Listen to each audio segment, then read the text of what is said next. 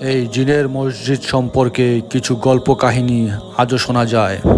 কোনো এক গভীর রাতে এই অঞ্চল দিয়ে জিনেরা যাচ্ছিল।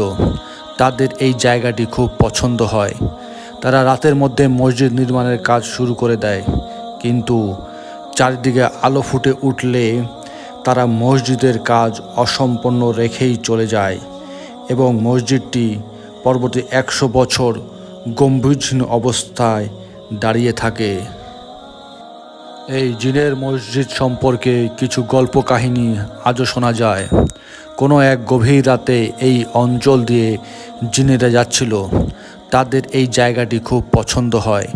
তারা রাতের মধ্যে মসজিদ নির্মাণের কাজ শুরু করে দেয়, কিন্তু চারিদিকে আলো ফুটে উঠলে তারা মসজিদের কাজ অসম্পূর্ণ রেখেই চলে যায় এবং মসজিদটি পরবর্তী 100 বছর গম্ভীর